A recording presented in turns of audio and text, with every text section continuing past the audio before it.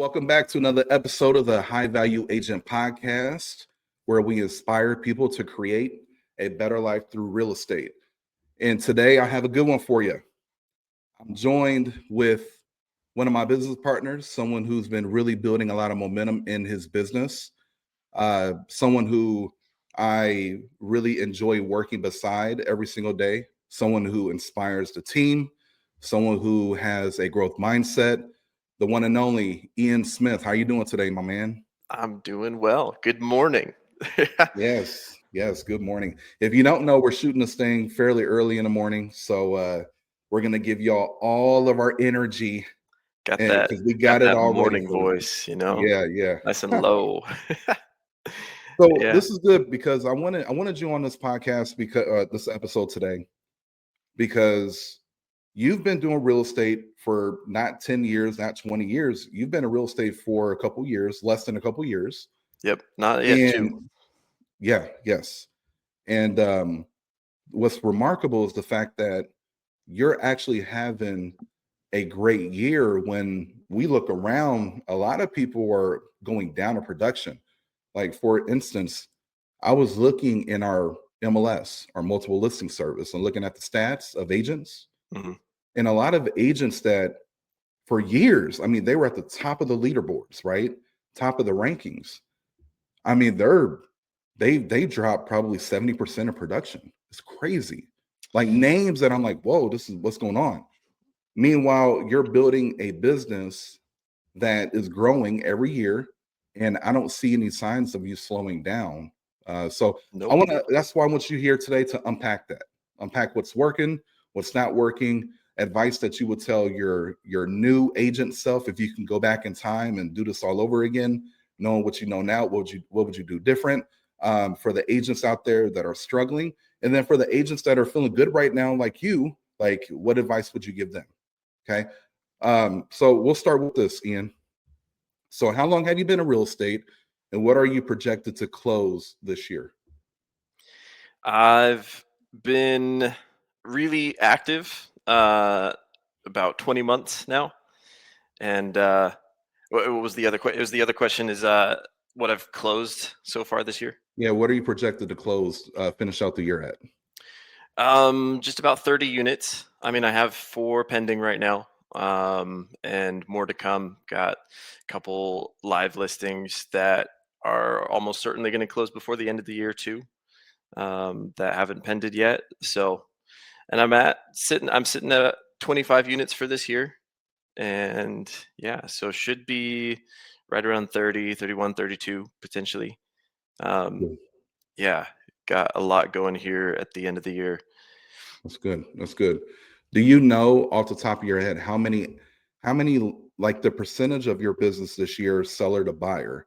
Do you know what the balance is? Like 60-40, 40-60? What are you thinking? I need to check. Last time I checked, it was right around 60-40, or like 55 seller or listings and then 45 buyers. Love it. Um, yeah, I more recently kind of started to do work with more buyers, just because I realized that the timeline wise, I've seen that a lot more buyers are ready sooner, and so I wanted to get more closings before the end of the year. So I kind of shifted my focus a little bit to focus a little bit more on buyers, because I've been so listing focused, and I've signed a whole bunch of people. Like, I've got listings that are set to go live between now and next summer. Just kind of lined up a couple for each of those months. But for getting closings like this year, Yeah. I shifted more towards buyers who are ready now, and I've worked a lot on helping them get pre-approved and through that whole getting them through to the active process. And uh, listings, I mean, yeah, people will kind of plan things out a little bit more for listings. Um, for a lot of buyers, I mean, they're kind of just ready as long as they can get pre-approved. Yeah. And you can be more proactive, like in getting them pended. like with listings, obviously you can call around the neighborhoods. There's plenty of other like proactive strategies that you can do, but like a lot of that you can't necessarily just control that it's going to get an offer on it, or when that's going to happen. But buyers, you can set up showings, and as long as your technique is good in helping them look at the right homes, then it's a little bit easier to be more in control there. Yes, that's good. So one thing I want to make sure the audience took away from what you just unpacked was Ian has been in real estate 20 months. So, it's not been that long. And his business right now is 55 to 60% seller, and the remaining is buyer.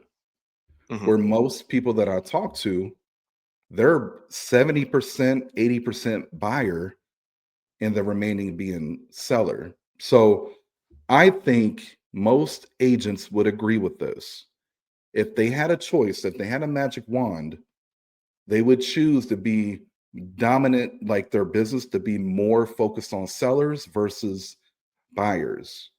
Ian, do you want to unpack, like, for you and your business, when you're, because you mentioned you have a whole bunch of listings in your pipeline over the next several months, right? They're going to be Yeah. ready to actually go live. Meaning, by the way, audience, he has met with a seller, set the consultation, he presented, and he got a contract signed with a future date to go live. So that's what we mean when he has a pipeline of sellers ready to go live in the future. But could you unpack for everyone the benefits of being listing focused? Yeah, we don't want to neglect our buyers, but what Hmm. are the benefits from an agent standpoint to be listing focused, seller focused? Yeah, I mean, I think it's it bring I think you have more time on your hands when you've got listings. Um, like I kind of alluded to before, it's much more of a passive game. Uh, like everyone's all about the whole passive income thing. Generally, obviously, there's ways to make it more proactive and more successful that way. Uh, but yeah, it's a lot easier to just set up all the paperwork. It's work that you can do from your desk, whereas working with buyers, there's like a lot of coordination, especially with the lender, helping them get pre-approved and everything. Mhm, But then, like when you're actually looking at homes, going out to showings, and especially if they're not just local, like a listing that is an hour away is so much easier than buyers who are looking in an area that's an hour away, because that's a lot more trips, a lot more trips, for sure. a lot more travel time involved there. Yeah, that's I love that. And I believe too that if you're going to if you want to be a great buyer agent, if you're a very good listing agent, then I believe it helps you in being a better buyer agent. But Oh also yeah. too, if you're a very good buyer agent and you don't work with a lot of sellers right now for whatever reason, the good news is the better you are at being a buyer agent, you can really apply the psychology of the buyer. Like when you're working with a seller, because you understand how a buyer thinks. And when we put a home on the market, essentially, we're trying to find a buyer. We're trying to sell to a buyer. You already have the skill set to help sellers on a high level. You just need to know what to say. You just need to know what to present, right? Yeah, that I was gonna say it's just on average I've seen it requires more skill. Uh, Yes. it requires more skill dealing with listings and with sellers. They're more familiar with the process because since they own a home, they've gone through the process of buying it. So Hmm. they've at least gone through that process once already. Uh, and and often with a different agent, one that didn't necessarily do an amazing job, was just like a glorified door opener, and Hmm. so they're a lot more skeptical, a lot more disillusioned with the idea of working with another agent, and so they're a lot more wary. Um, so it's a lot more important to show that skill, that confidence, and your competence Hmm. um, with a seller, as opposed to a buyer on average. For sure, for sure. And one thing you mentioned too was the uh, a lot of times when working with sellers, those sellers typically about 70 to 75% of the time will also be buying as well.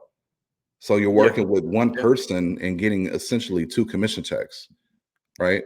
And then listings give you leverage because you could put a sign in the yard and you can generate leads from your listing just from having a sign in the yard.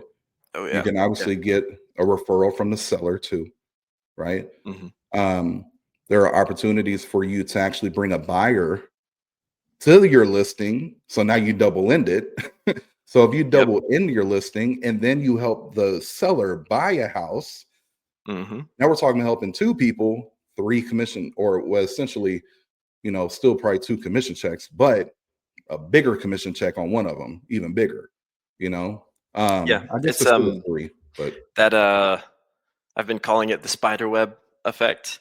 It's yeah, definitely been something that I've been tapping into more and more lately, with my listings, but just with every opportunity in general.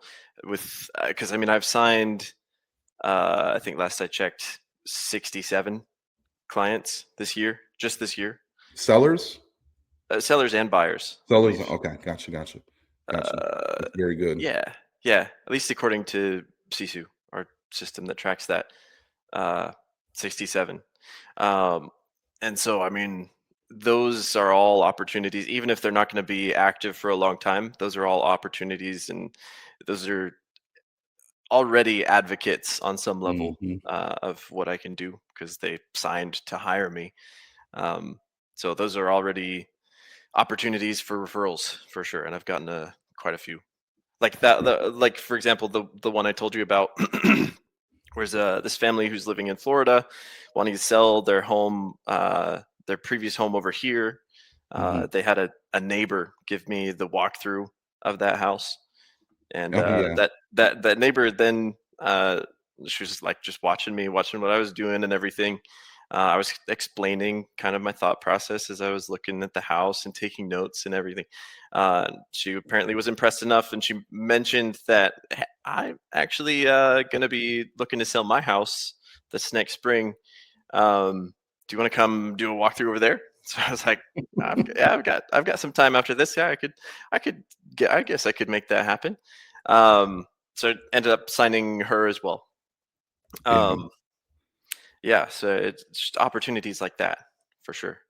I love it. There was another person on our team that actually had the same situation happen as well. He was putting a sign in the yard, and across the street, the neighbor was like, "Okay, yeah, they're about to go to market. Hey, I'm thinking about selling my property too. You want to come take a look?" Yeah. And it's crazy. The home where he put the sign in the yard, that property now has closed, and then the one that the neighbor, that home is on the market right now. So, I mean, listings have babies. Let me Oh unpack yeah. that a little more. So, like, number one, you could sell the home. Number two, you could double in the transaction, meaning you could bring the buyer. Number three, you can get a referral from the seller. Number four, the seller also buys a property. Most of the time, the seller is also a buyer most of the time. And then five, you can gain another listing from a neighbor. So, like through the marketing, through exposure, essentially that's what just happened with Ian and our other teammate that I was talking about. So the power in listings is real, Oh yeah. Yeah. and Ian's been able to accomplish that already. Yeah, and I mean, it applies to every opportunity. Listings are an important one because of how much, they get, uh, spread out, like marketing wise, with the Yes, listings like that. That is an important one for sure. But it's every opportunity, like every opportunity. If you're doing a good job, if you're doing your job as an agent properly. Um, Everyone that you come across, even if you're not signing them, are their new opportunity for momentum in the future. Your past clients, obviously, as future sellers, but I mean everyone that you work with. Like actually just yesterday I got well, actually it was an inbound opportunity call, like to our company phone, and I was the one Hmm. that picked it up, and it was an appraiser who uh, used to live here in the area, Hmm. now lives closer to Indy. Hmm. Um, but he was doing an appraisal on a house and didn't have access to like the local MLS. So he's like, "Hey, could you help me pull some comps for this house?" It was a fun conversation too because I got to talk to him a little bit more about his perspective and how he looks at comps, looks for comps um, as an appraiser. So that was cool. But just helping him with that process, and it's I was only sitting down with him for like 30 minutes tops. Hmm. And now I have a new advocate. So he'll talk to his friends and family that live here in the area and send them my way. I love that. That's awesome. So so we've established listings give you leverage. Listings are a powerful way to build your business. One thing that I would highly recommend, that if you do not know how to approach it, Ian will probably break down some ways that he's built up his listing business to get to where it's at. And I'm sure he's not satisfied. He wants to keep growing it. But also, too, previous podcast episodes, actually, the most recent one, I unpack strategies to generate more listing opportunities and things you need to focus on. So go back and listen to some of the recent episodes. Ian, man, what else is working for you? So again, you're building a great business, and um, I see next year, obviously, you're going to have even bigger goals and bigger things you're going to Oh tackle. yeah, yeah. Yeah, what's working for you, man? What are some things that's working? So there's the spider web effect. I've been trying to take more and more advantage of that, and really that's also related to what I've been working on getting better at, really emphasizing in my skill set in the last few months, is just asking for the business. Just getting to the point where I am confident in my skills as a listing agent, as a buyer's agent. Um, just confident enough to not be awkward at all when people are expressing their needs, um, just asking for their business. So kind of secondary to that, I guess, working more towards like the self discovery Mm, side of that conversation, because it is one thing to talk to someone. They say, "I want this kind of solution. I want to be in a new house," or expressing dissatisfaction with their current house. It's one thing to be like, "Oh, well, let me find you a new one," and just like going straight to asking for the business there. yeah. Once I kind of got the confidence to ask for the business, that's sometimes how I would do it, which would sometimes work out. Hmm. Um, because I don't think like once you get to that point, I don't think people are feeling like you're being malicious about it, but but Mm, it's just not as effective compared to having this more gradual questions that help them self-discover the yeah. solution. And then once they've self-discovered it, then then you can go in and say, well, let me be part of that. Yes. I love that. It's the difference between the clients or the lead's perspective of you being, oh, you're just like all these other agents out here that just want to get a commission check, Yep. versus, oh, you're different. You actually want to help me solve my problem. Yeah. You're committed It's to my solutions. Yeah. yeah, psychologically no one wants to be told the solution to their problems. Yeah. Yeah. They That's just good. they want to know, they want to find the solution themselves, and then you can then you can kind of go into how you will be a part of that solution. That's good. That's good. So let's get a little tactical on that, because Sure. maybe somebody listening is like, okay, self discovery, asking questions like, what do you mean? Blah, blah, blah. So could you unpack that a little more? Like, what type of questions do you ask? What situations, what scenarios? Could you give an example? just for somebody who doesn't really understand what we're talking about?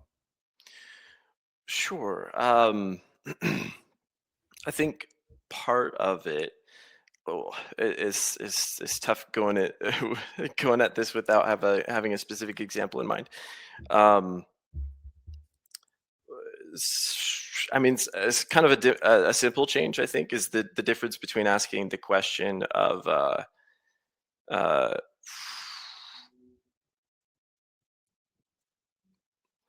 rather than asking, um, let me rather than asking, let's make this happen, what can I do to make it happen, that kind of thing.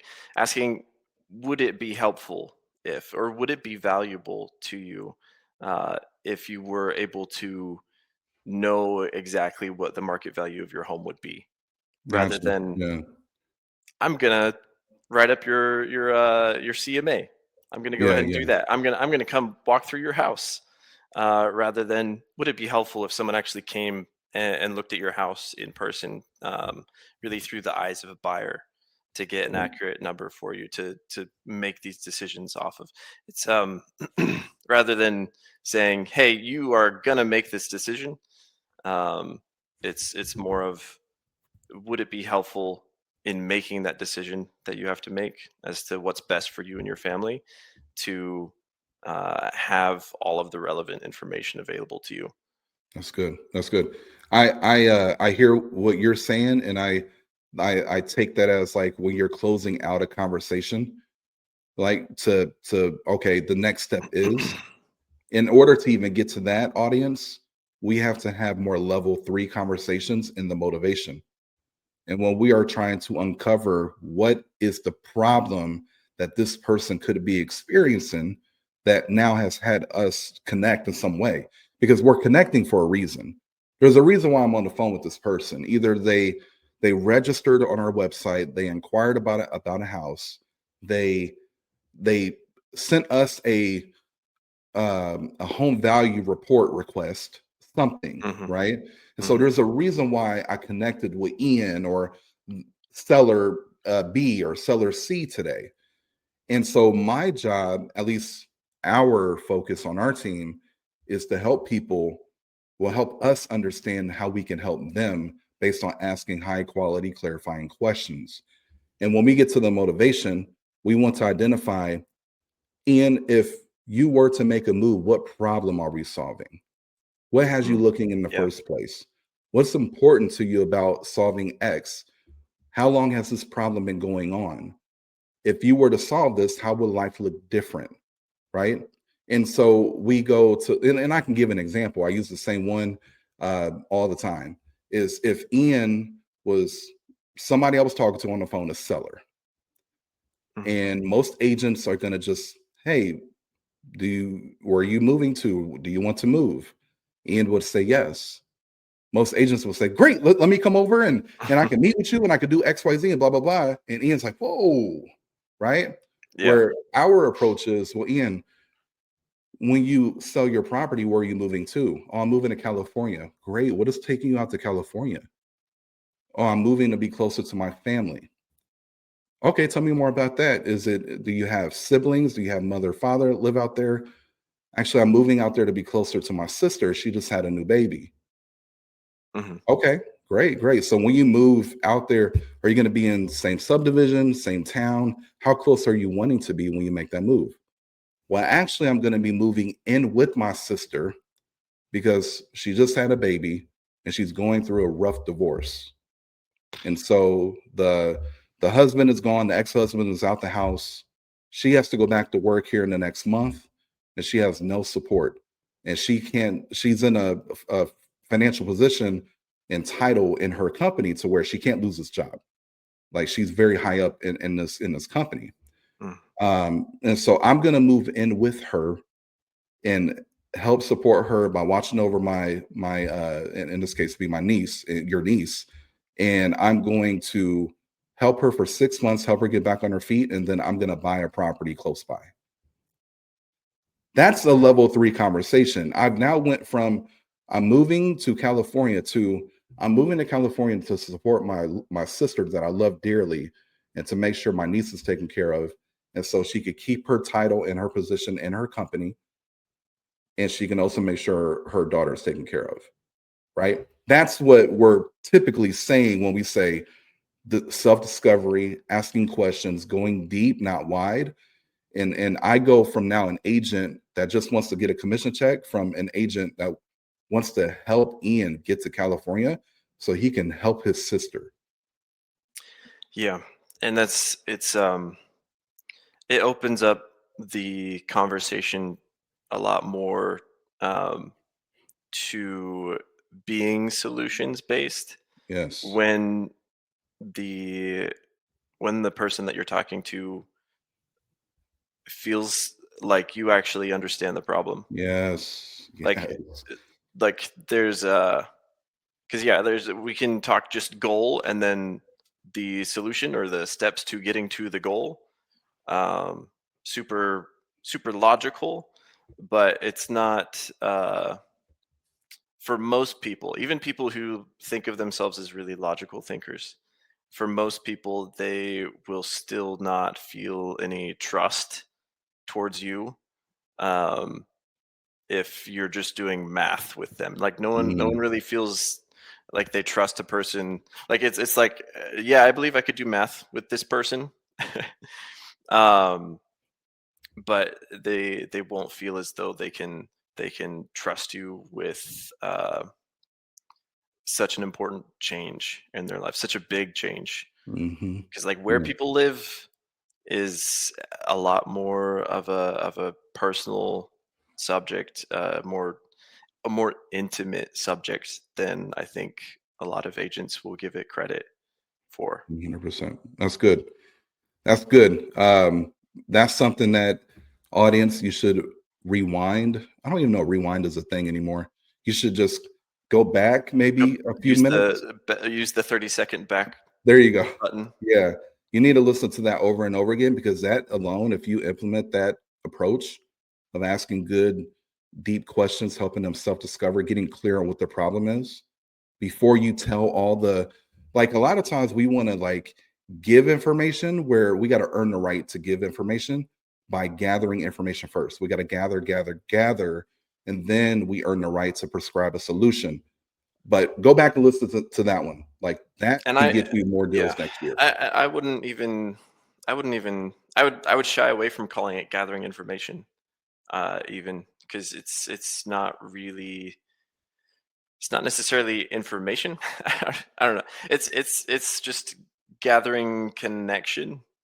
I think reaching out for connection with the person, and that really comes more from a place of curiosity and empathy more than it does from a place of let me just get more information about your problem so that I can give you your prescription.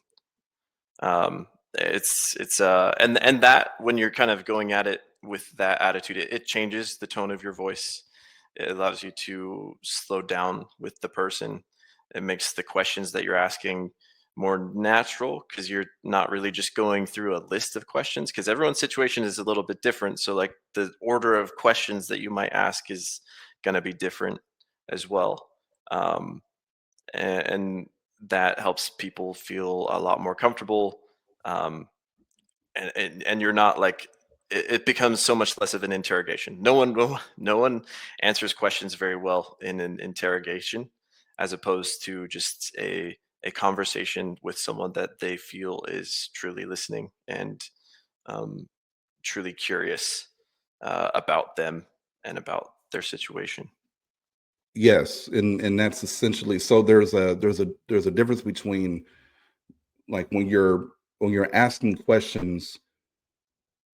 If you're asking questions using a response pattern that shows that you're paying attention to their answers and you're empathetic, and you're basing your next question off of their response, Mhm. um, that builds the connection. However, through the process of being curious, you have to ask questions, which essentially is you're asking questions to gather information. right? And so most agents, what they're doing is most agents want to hear a problem on the phone call and they want to quickly go into giving information and telling somebody, in which essentially what typically happens, what I see is it becomes a debate. Mhm. Like you're actually going the opposite direction of building connection. You're actually trying to what politely tell them they're wrong for their current way of thinking, Yeah. right? And and, Yeah, I think the biggest factor in that is that you're going into it with the prejudice, with the the pre-assumed position. Like in debates, you start a debate with the claim that each of you are defending, that and yeah, each of those claims is mutually exclusive from the other. So you're going into it with that goal in mind. And when you're doing that to the lead, it feels like even if you're like asking kind of questions about these things about their problems, if you are doing that and like slowly throughout the conversation, even if you're doing it slowly and really carefully, if you're still like super 100% committed to, I know the solution to your problem, this is what it is, I'm just trying to like guide you to it, it's even that, like, even though that might not necessarily be a debate, it can still feel like manipulation to them, as opposed to like a true cooperative connection where yeah. you're finding the solution together. I think the biggest thing is how are you? What is your response pattern? And so, like what I teach on our team is you ask a question, you listen for the answer, you repeat and approve, and then you ask another question. And essentially, what you're doing in that process, whatever questions you ask, again, you you don't judge, right? You can't influence what you judge, so you can't judge. You have to make sure you're asking quality, clarifying questions. That's moving the conversation forward. You're Mhm. going deep. You're not allowing surface level answers. You're asking for them to tell you more about that and how it's affecting them. And then essentially, yes, at the end, you're going to go for a close because we're in sales at the end of the day. We are in sales. So if we're our main focus, our main job is to help people get what they want in the time that they want and or make a decision, yes or no, right? Mhm. And so that with that comes a lot of skill, a lot of work on yourself, a lot of trial and error, a lot of like calling somebody and listening back to the call and making notes on how you could be better, listening to and we can even get deeper. Like sometimes you can ask questions so good that it completely breaks their pattern. And you start getting a lot of like you ask the question and they're like exhaling and they're pausing for a moment. It's because you broke their pattern and you're asking questions now that is forcing them to dig deep and to actually be a little more vulnerable with you, Mhm. right? And which a lot of people don't even realize if somebody's opening up and being vulnerable, that you need to stay there a little longer and go deeper until you are very clear on what is going on, how it's affecting them emotionally, and then you earn the right for a close, which is simply asking for a one-on-one meeting to where we can break down a plan that will help solve your problem. So that takes a lot of work and you never master it. You never Yeah. master it, but Well, it is yeah. something that will make Yeah, you it's better. you Yeah, can't I mean, since everyone that you're talking to is a completely new individual, you can't mastering it would imply that you can go into it with the same assumptions that you had with a previous person, a previous individual, and still expect success every time when you're talking to a completely different person.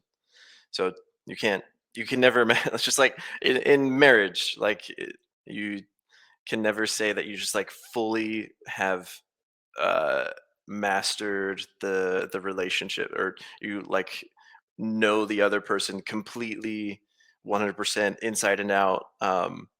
It's because I mean, not only are they an entirely different individual, but people are also always growing and changing over time. Time is a factor too. yep, Is like people aren't going to be always the same exact person, even from 1 hour to the next. At least in small ways, most of the time. for sure, for sure. That's good. That's good. I'm going to pivot so we can get a little more tactical on. We talked about what's working for you. That's being able to get better on your phone calls and connecting with people, asking questions, winning relationships, right? What would you say is not working for you, or things that you've tried, didn't work well? Like what would you tell an agent, like, hey, don't go over there. I've been over there and there's a Mhm. cliff that you're going to fall off on. What is that for you?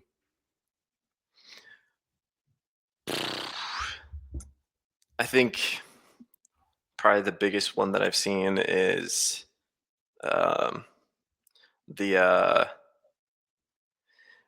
like there are plenty of ways that you can be successful in creating passive income.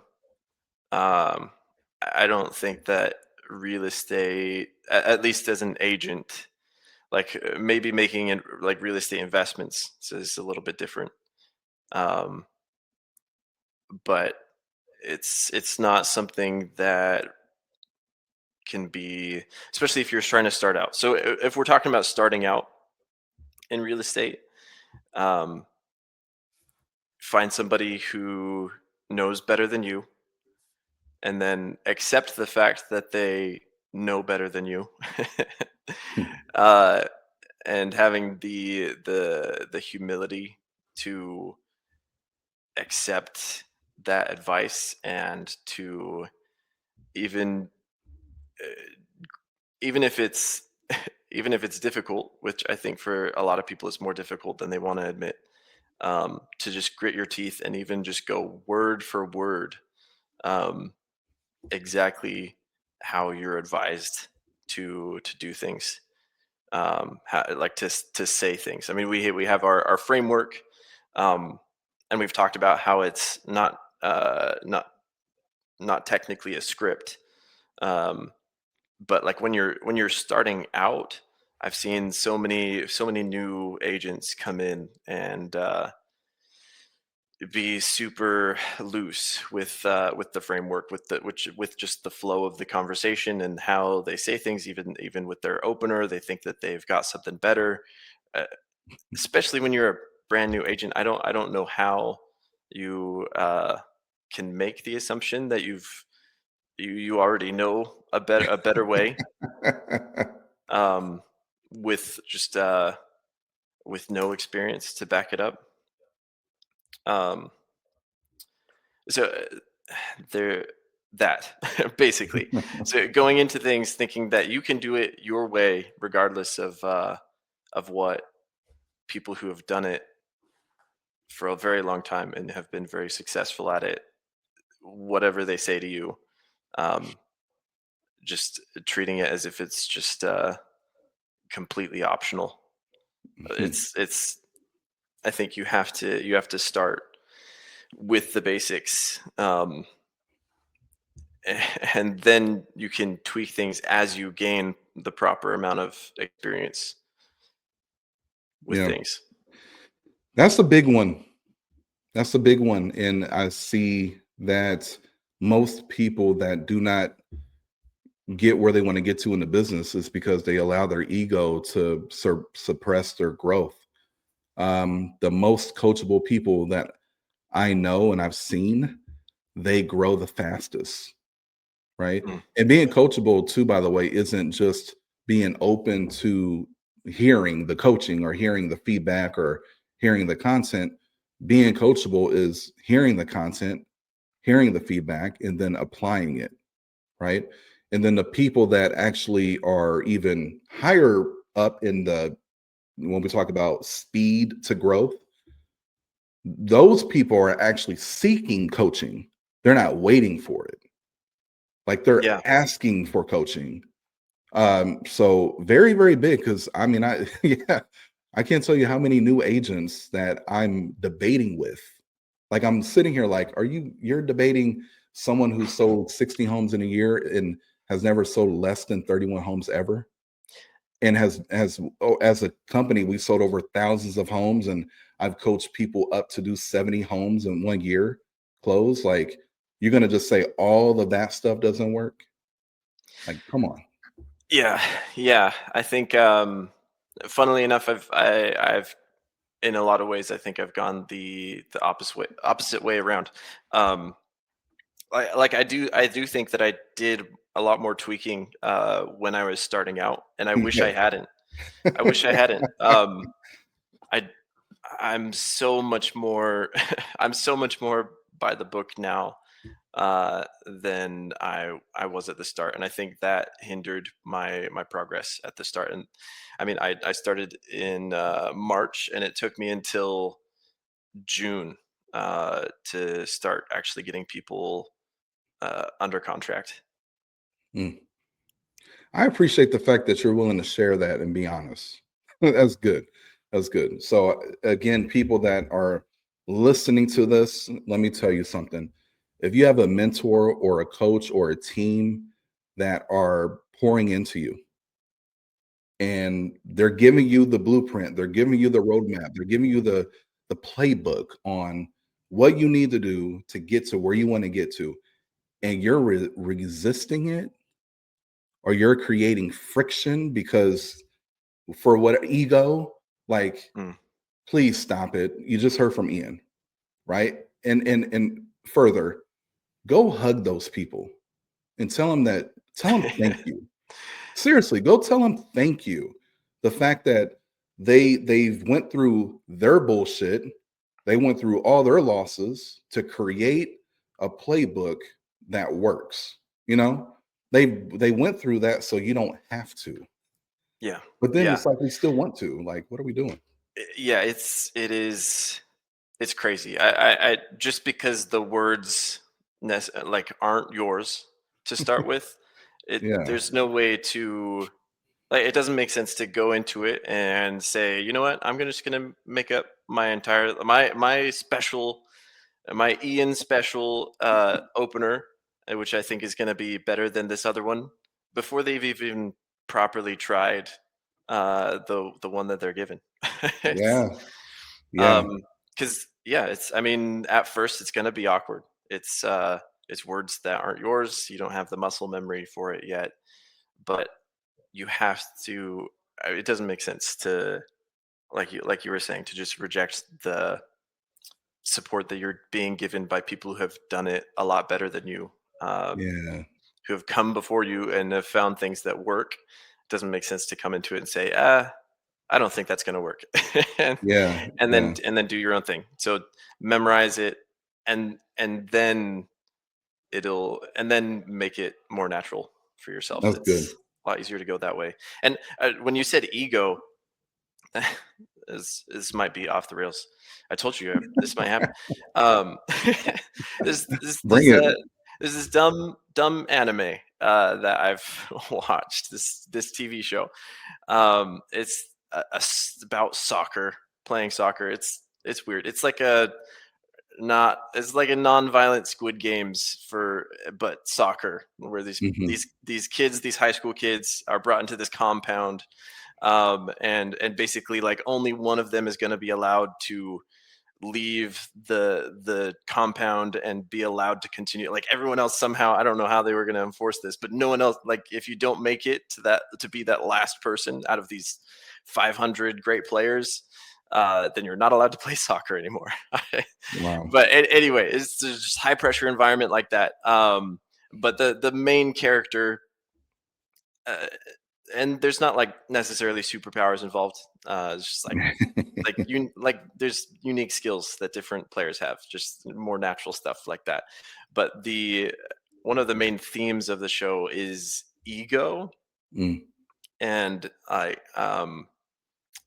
the main character's skill that makes him unique because physically, like he doesn't really have anything all that special. Like he doesn't excel in any one thing physically, but mentally, his ability that keeps on getting him through to from one stage to the next is his ability to adjust and to r- break down his previous habits mm, and rebuild himself from the ground up, absorbing new new skills, new tactical changes, new strategies when the previous ones aren't working.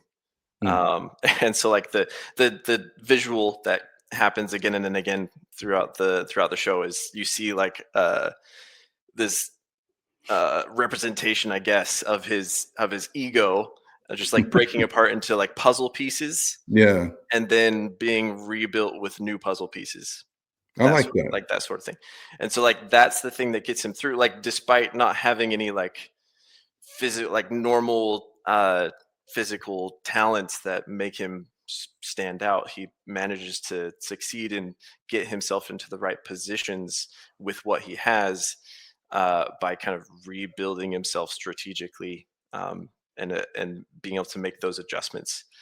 And I think that is one of the things that can really make the difference between an okay agent, a good agent, and um, the ones that are growing into great and exceptional agents is the ability to rebuild yourself to, and what you were saying, being coachable by the Mm, people who have come before and being able to absorb those things and stack um, those new skills and new ways of doing things and just accepting it. yeah, Like just accepting it like that will make it so much easier to make it your own, to make it more natural.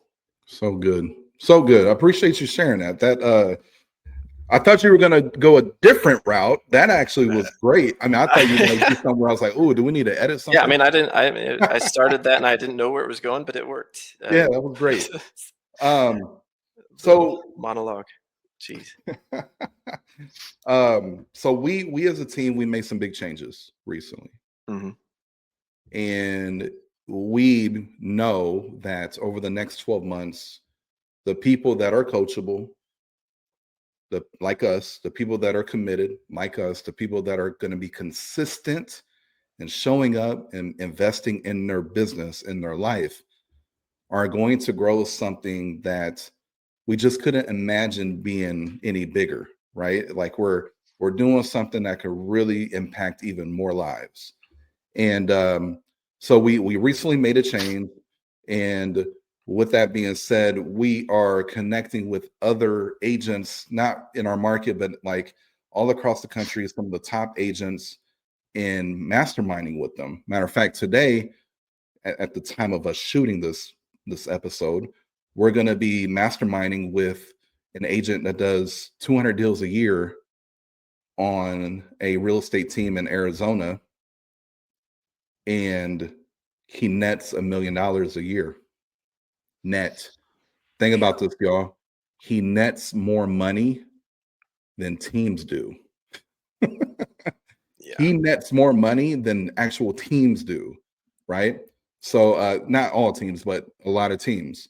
And then we're gonna be masterminding with, because Ian will be on that call. There will be a whole bunch of people from our team on that call.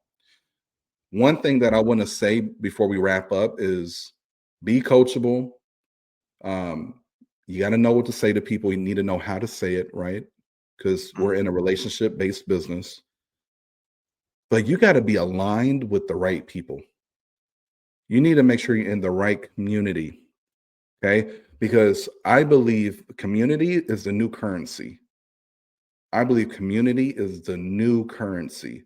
Who you're aligned with is going to raise your floor and raise your ceiling. It's going to take you to a whole nother level. Ian, you you're just getting started. I'm Yeah. committed to helping you build the biggest business, as big as you want to get it to, right? And to have your family and your loved ones and the team like all be able to be inspired by you, and you do great things. Um, there's going to be other agents listening to this episode, whether they're in real estate or they're thinking about getting into real estate, that may have some questions for you, and they want to be aligned with people like you. They want to be a part of our community. They want to be mentored by you. What is the best way for these people to connect with you? How would you have them reach out to you? Well, they can reach me on Facebook, although Ian Smith is a pretty common name. But let me, I've got my business number here that anyone can reach out to me with. It's 765-268-9165. Yes. Yeah, there's that. Facebook. I mean, even if they just reach out to our company number at Silver Lining, it's a pretty good chance that I'll be the one answering the phone. What's your email? Oh, Ian at slreg.com. Yes. Just IAN. Let me say this, y'all. The reason why I wanted to bring that up is because when you this can be the difference between, and I've seen it happen before, just through osmosis. If you are in a high level elite environment and you're not elite yet, you will grow 15 to 20% your production just from being around people like that, just through osmosis. It's a real thing. Um, so Ian is somebody that you want in your corner. Ian's somebody who has a heart of contribution. He leads with his heart. He wants to give back. He understands if he wants to grow what he has, he needs to give it all away. He needs to give it all away, right? So I want to just give you guys the invitation to reach out to Ian, have a conversation with them. If you're getting into real estate, if you are a current real estate agent, you want to grow your business, or you want more clarity on how to build a business, or if you're a potential buyer or seller, like he can help all you guys. So, Ian, I just want to say thank you for hopping on this. This is fun, man. Yeah, This is good. yeah. It's that that generosity is a big part. Like we've talked about, a lot of the most high performers out there, they are not high. They're not keeping secrets really. Mm, They're not that's true. keeping the rules that have made them successful. They're not keeping those hidden away, locked in Yes. a chest like some kind of Yeah. secret recipe. You want to know why? Because they have emotional maturity and they understand it is their duty, right? Number one, those type of people like you, like all the people that we've been naming on this episode, people that I've had on the previous episodes, we don't see you as competition. Yeah, We don't see yeah, you as competition. Like we see you as just somebody we could collaborate with and give back to. yes. You I mean, know? even the people on our team, like the people on Yeah. our team, for the most part, we're all working with the same database. We're working with the same leads, um, but like the opportunities out there are so Yeah. infinite in my mind, so abundant Mhm. that it doesn't make sense to feel any type of jealousy or feel like it takes away from my success when I see my Yes. teammates, who really are my most direct competitors, my teammates, because they're working with the same leads. Like the Yeah. other agents out there, like they've got different leads, different database, whatever. But if I was going to feel jealous about anyone, it would be my teammates. But uh, the opportunities are just too endless for me to take to feel like they're being taken away from me just because someone else on my team, some other agent is being successful. It's That's true. it's and being around those successful agents, I think if you can kind of get over the get past any feelings of jealousy that you might have, it's so much easier when you see them succeeding and see it Mhm. as proof that you can do the same. Yes. Yeah, so good. Well, we're going to end it with that great way mic drop right there. And now you see why he's one of our success mentors on our team. He mentors multiple people on the team directly, pouring into them daily to help them grow their business. And guess what's happening? They're growing their business. Okay. Yeah, I love one of my mentees just had her first closing, so super excited for her. In And less than 2 so months. happy, so happy for her to see that and see that it's all come because she's been applying everything that we've been training her on.